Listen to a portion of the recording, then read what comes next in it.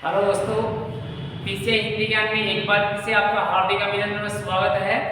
दोस्तों, आपका अपना यूट्यूब चैनल पीछे हिंदी ज्ञान जो आप लोगों तक हिंदी व्याकरण की सरल भाषा में आपको जानकारी दे रहा है, जिसके अंतर्गत हम क्रमशः सभी टॉपिक पढ़ रहे हैं क्रमबद्ध तरीके से, जिसके अंतर्गत आज हम फिर से विकारी शब्दों के बाद में अविकारी शब्दों को पढ़ने वाले हैं। मित्रों, पिछले वीडियो में हमने अविकारी अव्ययी शब्द पढ़े थे, जिसके अंतर्गत अविकारी अव्ययी शब्द 4 प्रकार के होते हैं और एक प्रारूप हमने पूर्ण कर लिया है। एक बार फिर से आप देख सकते हैं, आपके सामने लिखा हुआ है मित्रों, अविकारी या अव्ययी शब्द। कौन से अविकारी अव्ययी शब्द होते हैं? अविकारी, जिनमें कोई विकार नहीं आता।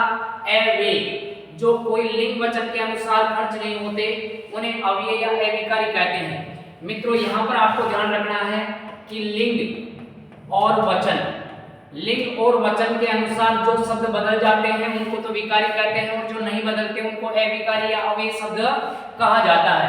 अब ये हम देखते हैं आगे कि कौन से शब्द बदलते नहीं हैं।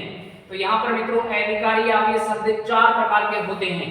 कितने प्रकार के होते हैं दोस्तों? 4 प्रकार की, ये आपको ध्यान रखना है। अब 4 प्रकार कौन कौन से रहने वाले हैं, ये आपके सम्मुख लिखे हुए हैं। देखिए दोस्तों, 1 नंबर पर लिखा हुआ है क्रिया विशेषण। ऐसे शब्द जो क्रिया से पहले प्रयुक्त होकर वाक्य में क्रिया की विशेषता बताते हैं, उनको क्रिया विशेषण शब्द कहा जाता है। और ये क्रिया विशेषण शब्द हम विस्तार से पढ़ चुके हैं। एक बार फिर से आप देख सकते हैं, क्रिया की विशेषता यहाँ पर 4 प्रकार से प्रयुक्त होगी, जो आपके सामने लिखे हुए हैं। मित्रों, क्रिया से पहले कोई स्थान सूचक शब्द आ जाए तो वहां पर स्थानवाचक क्रिया विशेषण होगा। स्थानवाचक शब्द, अब ये तो हम जानते ही हैं कि स्थान को प्रकट करने वाले कौन कौन से शब्द हो सकते हैं। 1-2 शब्द यहाँ लिखे हुए हैं, जैसे यहाँ लिखा है, वहां लिखा है, इधर लिखा है, उधर लिखा है, आगे लिखा है, पीछे लिखा है। ये सभी मित्रों स्थानवाचक शब्द रहने वाले हैं। ऊपर लिखा है, नीचे लिखा है, तो स्थानवाचक। मित्रों, लिखा हुआ है कि बच्चों आगे बैठ जाओ, आगे बैठ जाओ, तो आगे सब स्थानवाचक है और ये हम नीचे पढ़ चुके हैं। फिर दोस्तों चलते हैं कालवाचक क्रिया विशेषण। अब ये सभी को पता है कि काल ये समय को बताता है। किसको बताता है मित्रों? समय को बताता है। तो समय को बताने वाले जो भी शब्द होंगे वो कालवाचक क्रिया विशेषण के अंतर्गत आएंगे। आपके सामने 1-2 शब्द लिखे हैं, आज लिखा है, कल लिखा है, सुबह लिखा है, परसों लिखा है, ऐसे मान लो शाम को लिखा है, दोपहर को लिखा है, तो ये काल को बताने वाले हैं। या नित्य लिखा है, रोज लिखा है। तो मित्रों, आप क्रिया विशेषण पढ़ रहे हैं। यहाँ पर पहला टॉपिक है क्रिया विशेषण, जिसके अंतर्गत अभी हमने बताया कि रीति का मतलब यहाँ होता है दोस्तों क्या? ढंग होता है, तरीका होता है, कार्य करने की जो भी शैली होती है उसी को रीति कहते हैं। तो जिस शैली से कार्य होगा वहां पर रीतिवाचक क्रिया विशेषण मान लिया जाएगा। आगे हम चले मित्रों, तो यहीं पर लिखा हुआ है रीति, मतलब हमें ध्यान से पढ़ना चाहिए। कैसे पढ़ना चाहिए? ध्यान से, हमें सावधानी से पढ़ना चाहिए। ऐसे ये पढ़ने का तरीका है। ऐसे मान लो सोहन साइकिल से आ रहा है, तो उसके आने का तरीका आ गया, तरीका प्रयुक्त हो रहा है। या सोहन पैदल आ रहा है, तो उसके आने का तरीका हो गया। जो भी कार्य करने का तरीका होता है उसको हम रीतिवाचक क्रिया विशेषण के अंतर्गत ले सकते हैं। घोड़ा तेज दौड़ता है, तो उसकी शैली हो गई वो दौड़ने की। या बच्चा धीरे चल रहा है, तो उसका तरीका या शैली हो गई। तो इसी को रीतिवाचक क्रिया विशेषण के अंतर्गत हम रखते हैं। फिर आता है मित्रों परिमाणवाचक क्रिया विशेषण। परिमाण का मतलब होता है मात्रा, जहां पर क्रिया की मात्रा प्रकट होती है किसी शब्द के द्वारा, वहां पर परिमाणवाचक क्रिया विशेषण माना जाता है। जैसे मान लो कि सोहन कम ही चल सका, तो वहां पर चलने की विशेषता है कम। ज्यादा चल सका या ज्यादा जोड़ता है, ज्यादा दौड़ता है, तो यहाँ पर ज्यादा दौड़ता है तो ये मात्रा हो गई। ऐसे ही राहुल कम दौड़ता है, तो कम ये मात्रा प्रकट कर रहा है, तो ये परिमाणवाचक क्रिया विशेषण रहने वाला है। तो मित्रों, क्रिया विशेषण के हमने 4 प्रारूप देखे। स्थान को बताने वाले स्थानवाचक क्रिया विशेषण, काल समय को बताने वाले कालवाचक क्रिया विशेषण, रीति ढंग या तरीके को बताने वाले रीतिवाचक क्रिया विशेषण, और मात्रा को प्रकट करने वाले परिमाणवाचक क्रिया विशेषण होते हैं। फिर मित्रों दूसरे नंबर पर आता है समुच्चयबोधक, तीसरे पर आता है संबंधबोधक, और चौथे पर आता है विस्मय बोधक। ऐसे अविकारी या अव्यय शब्द 4 प्रकार के होते हैं। तो मित्रों चलते हैं दूसरे प्रारूप की ओर, और दूसरा प्रारूप लिखा आपके सामने समुच्च बोधक अव्यय या समुच्च बोधक अविकारी शब्द। अब ये समुच्च बोधक कौन से होते हैं, ध्यान से समझेंगे। समुच्च, यहाँ पर दोस्तों समुच्च का मतलब होता है कि जहां पर समूह में प्रकट होने वाले या फिर मान लो 2 शब्दों को जोड़ने वाले को समुच्च कहेंगे। जैसे एक शब्द और दूसरा शब्द, अब इन दोनों के बीच में जो शब्द प्रयुक्त होगा वही समुच्च है। वही क्या है दोस्तों, समुच्च। अब वो जोड़ने वाला शब्द या तो एक हो सकता है या फिर 2 भी हो सकते हैं। तो ये दोनों ही प्रकार के शब्द यहाँ पर आने वाले हैं। तो मित्रों सीधी बात ध्यान रखेंगे, समुच्च बोधक अव्यय ऐसे शब्द जो कहीं न कहीं वाक्य में शब्दों के बीच में प्रयुक्त होते हैं और वो 2 शब्दों में संबंध स्थापित करते हैं, तो वहां पर समुच्च बोधक हो जाता है। जैसे लिखा हुआ है ऐसे शब्द जो वाक्य में समुच्च का बोध करवाते हैं। किसका बोध करवाते हैं दोस्तों, समुच्च का। अब ये 2 प्रकार से समुच्च का बोध करवाते हैं। एक तो आता है समानाधिकरण और एक आता है वेदीकरण। अब मित्रों ये समानाधिकरण होता है, ये तो अकेला शब्द आता है। कितने शब्द आते हैं, अकेले। मतलब मान लो एक तो ये शब्द है और दूसरा ये शब्द है, इनको जोड़ने वाला यहाँ पर मध्य में कितने शब्द आएंगे, एक शब्द। तो ये अकेला शब्द है, कहीं पर भी आए तो वहां पर समानाधिकरण होगा। और यहाँ पर वाक्य में एक शब्द और दूसरे शब्द को जोड़ने के लिए वहां पर एक से अधिक शब्द चाहिए। कितने शब्द चाहिए मित्रों, 2। और ये 2 शब्द योजक होते हैं। कैसे होते हैं दोस्तों, योजक। तो ये योजक प्रयुक्त होकर वाक्य में कहीं पर समुच्च बनाते हैं, तो वहां पर समुच्च बोधक अव्यय होता है। तो अकेला होगा तो समानाधिकरण आएगा, और अगर योजक होगा मतलब 2 शब्द आएंगे जोड़ने वाले, तो वहां पर कौन सा होगा दोस्तों, व्यधिकरण होगा। तो ऐसे समुच्च बोधक के भी 2 भेद होते हैं, समानाधिकरण और वेदीकरण। समानाधिकरण में अकेला शब्द आएगा और वेदीकरण में 2 योजक शब्द आने वाले हैं। ऐसे हम मोटे रूप से इनको ध्यान रख सकते हैं। मित्रों चलते हैं आगे, और यहाँ पर देखिए ऐसे ही इसमें प्रयुक्त होने वाले हैं। देखिए यहाँ पर कौन कौन से हैं। पहला मान लो पहले का उदाहरण ले लेते हैं। जैसे पहले का उदाहरण हम ले लेते हैं, समानाधिकरण में अकेले शब्द कौन कौन से आने वाले हैं। तो ये है दोस्तों देखिए समानाधिकरण, और इस समानाधिकरण के 3 उदाहरण आपके सामने लिखे हुए हैं। अब आराम से इनको समझने का प्रयास करेंगे। देखो बच्चों लिखा हुआ है बैठ जाओ अथवा चले जाओ। तो यहाँ पर देखो एक ही शब्द आया है, ये वाक्य में बीच में प्रयुक्त हुआ है और यहाँ पर प्रयुक्त होकर ये कहीं न कहीं शब्दों को जोड़ रहा है। तो अकेला आए तो समानाधिकरण होता है। ऐसे ही मित्रों देख लेते हैं कि राम और श्याम, तो यहाँ पर एक शब्द तो ये हो गया और दूसरा ये हो गया, और इन दोनों को जोड़ने वाला बीच में एक शब्द आ गया और ये और शब्द अकेला ही आता है। तो यहाँ पर मित्रों राम और श्याम यहाँ आएंगे। ये भी आपको ध्यान रखना है कि यहाँ पर अगर मान लो राम और श्याम यहाँ आएगा, अगर आएगा लिखा है तो वहां पर गलत है। वाक्य भी आते हैं शुद्धि अशुद्धि में। ऐसे मान लो राजा या नौकर आएगा, राजा या नौकर आएगा। अब यहाँ पर देखो दोनों में से एक ही आ रहा है, दोनों नहीं आ रहे। अगर दोनों आते तो यहाँ पर आएंगे। ऐसे मान लो क्रिया आती तो वाक्य सही होता, लेकिन दोनों में से एक ही आ रहा है तो क्रिया भी एक वचन ही आएगी। ऐसे वाक्य शुद्धि में पूछ लिया जाता है। तो यहाँ पर भी देखिए राजा एक शब्द है और नौकर दूसरा शब्द है, इनको जोड़ने वाला एक ही शब्द आया है या। तो यहाँ पर ये समानाधिकरण रहने वाला है। तो मित्रों ये तो हो गया समानाधिकरण समुच्चय बोधक अव्यय। अब चलते हैं वेदीकरण समुच्चय बोधक अव्यय में कैसे शब्द रहने वाले हैं, और इसमें लिखा है कि योजक के रूप में प्रयुक्त होने वाले आएंगे। अब देख लेते हैं योजक के रूप में कैसे प्रयुक्त होते हैं। आपके सामने लिखा है दूसरे नंबर पर योजक के रूप में वेदीकरण होते हैं। योजक के रूप में कौन होते हैं मित्रों, वेदीकरण। अब इनमें देख लेते हैं कैसे उदाहरण रहेंगे। जब आ गया, देखिए जब और जब के साथ सदैव तब आता है दोस्तों। जब के साथ सदैव क्या आता है, तब आता है। तो देखिए आगे वाक्य में कैसे आता है, जब हम पढ़ेंगे तब पास होंगे। जब हम पढ़ेंगे तब पास होंगे।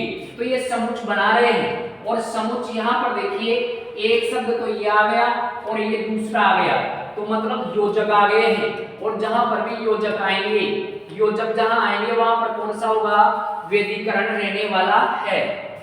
और देखिए दूसरे वाक्य की तरफ, यदि हम पढ़ेंगे या फिर यदि हम परिश्रम करेंगे तो अवश्य सफल होंगे। यदि हम परिश्रम करेंगे तो अवश्य सफल होंगे। तो यहाँ पर मित्रों यदि और तो ये दोनों के दोनों योजक के रूप में आते हैं और यहाँ योजक ऐसे आए तो वो योजक वाले किस में जाएंगे दोस्तों, वेदीकरण में रहने वाले हैं। तो मित्रों इस प्रकार से ये दो प्रकार के शब्द होते हैं। एक उदाहरण और देख लो, यद्यपि हमने मेहनत की थी, यद्यपि हमने मेहनत की थी तथापि सफल नहीं हुई। तो मित्रों देख लो योजक के रूप में यद्यपि के साथ में क्या आता है दोस्तों, तथापि आता है। तो ऐसे शब्द आते हैं तो ये योजक के रूप में आए तो वेदीकरण समुच्चय बोधक होते हैं। सीधी सी साधारण सी बात याद रखो, समुच्चय बोधक के अंतर्गत या समुच्चय बोधक अवयव में दो प्रकार के शब्द आएंगे, एक तो अकेला प्रयुक्त होने वाला और योजक के रूप में प्रयुक्त होने वाला। बस ऐसे आपको सीधे ध्यान रखने हैं। एक अकेला प्रयुक्त होता है उसके अंतर्गत तो और, अथवा, या, किंतु, परंतु, पर, लेकिन, अगर मगर ऐसे शब्द आते हैं। तो अकेले आएंगे तो समानाधिकरण में जाएंगे और दो साथ आएंगे तो वेदीकरण में जाने वाले हैं। अब कम उदाहरणों के माध्यम से आपको समझाया गया है। अब चलिए मित्रों दूसरे नंबर पर चलते हैं। इसी कड़ी में दूसरे नंबर पर आता है यहाँ पर मित्रों संबंध बोधक अवयव। संबंध बोधक अवयव कहाँ पर होता है, जिस प्रकार हमने पीछे पढ़े हैं दो प्रकार के समुच्चय बोधक, वैसे ही संबंध बोधक भी यहाँ पर दो प्रकार के होते हैं। किन के साथ आएंगे, कारक से जुड़े हुए होंगे। एक तो किससे जुड़े हुए होंगे मित्रों, कारक से जुड़े हुए, और दूसरे किस प्रकार के शब्द से जुड़े हुए होंगे, किसी संज्ञा से जुड़े होंगे या क्रिया से पहले प्रयुक्त होंगे, जो कहीं न कहीं क्या बताएंगे दोस्तों, संबंध बताएंगे। वहां पर संबंध बोधक अवयव माना जाता है। अब देखिए मित्रों यहाँ पर संबंध कैसे स्थापित होगा, दो प्रकार से होगा और दोनों प्रकार आपको बताए गए हैं। अगर मान लो कारक से जुड़े हुए होंगे तो उनको तो हम कह सकते हैं सैबद्ध। क्या कह सकते हैं दोस्तों, सैबद्ध। और जो कारक से नहीं किसी संज्ञा या क्रिया से जुड़े हुए हैं उनको कहेंगे मित्रों अनुबद्ध। तो मतलब संबंध बोधक अवयव भी दो प्रकार के हो सकते हैं, एक तो सैबद्ध और एक अनुबद्ध। सैबद्ध वाले तो कारक से जुड़े होंगे, कारक से जुड़े हुए मतलब जैसे लिखा है के सामने, यहाँ पर लिखा है दोस्तों के सामने। अब देखिए ये कारक आ गया के, और ये के कारक होता है वहां संबंधी होता है मित्रों, का, की, के, ये संबंध कारक के अंतर्गत आते हैं। तो के प्रश्न से जुड़े हुए आगे लिखा है सामने, और ये सामने है, यही संबंध बोधक अवयव है। ये क्या है मित्रों, संबंध बोधक अवयव माना जाएगा। लेकिन ये संबंध बोधक अवयव कैसा है, तो ये संबंध बोधक है सैबद्ध। कैसा है मित्रों, सैबद्ध रहने वाला है। ऐसे ही देखते हैं अगला उदाहरण, अनुबद्ध, जो संज्ञा से जुड़ा हो या किसी क्रिया से जुड़ा हो तो वो अनुबद्ध के अंतर्गत आते हैं। अब मित्रों इनको देखते हैं, संबंध बोधक अवयव दो प्रकार से सैबद्ध और अनुबद्ध कैसे प्रयुक्त होते हैं, ये हम आगे प्रश्नों के माध्यम से जानते हैं। तो यहाँ पर देखिए मित्रों ये आपके सामने लिखे हैं और यहाँ पर उदाहरणों के माध्यम से हम संबंध बोधक अवयव को जानने का प्रयास करते हैं। तो विद्यार्थियों यहाँ पर लिखा है घर के, ये आ गया देखो के, और के आता है तो वहां पर संबंध होता है। सीधी सी बात हमें ध्यान रखनी है कि संबंधवाचक कारक होता है। के बाद में क्या लिखा है दोस्तों, यहाँ पर सामने लिखा है, तो ये सामने शब्द है, यही संबंध बोधक अवयव है, क्योंकि ये घर और यहाँ पर लोग, इनके बीच में संबंध स्थापित कर रहा है, इसी वजह से ये संबंध बोधक अवयव हो गया। लेकिन संबंध बोधक में भी यहाँ पर कैसा हो गया दोस्तों, सैबद्ध हो गया है। कैसा हो गया है, सैबद्ध। फिर चलिए आगे, विद्यालय के पास, फिर से आ गया देखो के प्रसंग, और ये के आता है संबंध के अंतर्गत। घर के पास, घर के पीछे, घर के आगे, घर के भीतर, ऐसे कितने वाक्यों में ये प्रयोग हो सकते हैं। और आगे लिखा है गाय खड़ी है। क्या खड़ी है मित्रों, गाय। तो यहाँ पर विद्यालय और गाय, इनके मध्य संबंध स्थापित करने वाले पास शब्द आ सकता है, पीछे आ सकता है, आगे आ सकता है, भीतर आ सकता है, जो किससे जुड़े हैं मित्रों, के से जुड़े हैं। और ये के क्या होता है, कारक। तो यहाँ पर भी मित्रों ये भी सबद्ध हो गया है। क्या हो गया है, सबद्ध, संबंध बोधक अव्यय रहने वाला है। फिर मित्रों चलते हैं आगे। इसी में हमने संबंध बोधक अव्यय में सबद्ध और अनुबद्ध पढ़ा। अनुबद्ध वाले संज्ञा वाले आ जाएंगे। जैसे आगे उदाहरण लिखा है, सीता सहेलियों सहित घूमने गई। तो यहाँ पर मित्रों सहेलियों, तो ये सहेलियों शब्द है, ये जातिवाचक संज्ञा है, ये जातिवाचक संज्ञा है। और इसके ठीक बाद क्या लिखा है, सहित। तो ये सहित शब्द है, यही संबंध बोधक अव्यय है। लेकिन ये कैसा है मित्रों, ये अनुबद्ध है। कैसा है ये, अनुबद्ध। अनुबद्ध क्यों है, क्योंकि ये संज्ञा के साथ जुड़ा है, कारक के साथ नहीं जुड़ा। अगर कारक से जुड़ा होता तो ये सबद्ध होता। फिर चलिए आगे, राम पत्र द्वारा सूचित कर रहा है। तो यहाँ पर पत्र है, ये आ गया मित्रों संज्ञा, पत्र द्वारा। तो यहाँ पर द्वारा लिखा है, तो ये सूचित किया गया। तो यहाँ पर मित्रों ये भी अनुबद्ध के अंतर्गत आ जाएगा। राम पत्र के द्वारा, पत्र के द्वारा, के द्वारा, पत्र के द्वारा सूचित कर रहा है। तो यहाँ पर मित्रों के भी आ रहा है, तो ये सबद्ध में भी जा सकता है, क्योंकि हम लिखें पत्र के द्वारा, तो के द्वारा लिखें या पत्र द्वारा। तो मित्रों यहाँ पर के द्वारा आएगा तो बिल्कुल ये संज्ञा वाले में नहीं जाएगा मित्रों, किस में जाएगा, सबद्ध में जाएगा। किस में जाएगा, सबद्ध में जाएगा। और यहाँ पर पूछ लिया जाए तो ये इसके अंतर्गत सबद्ध में आएगा। फिर देखते हैं आगे, चोर चौराहे तक। अब मित्रों ये चोर शब्द है, इसमें कहीं पर भी के प्रसर्ग या कारक नहीं आया है। अब ये जाएगा अनुबद्ध में।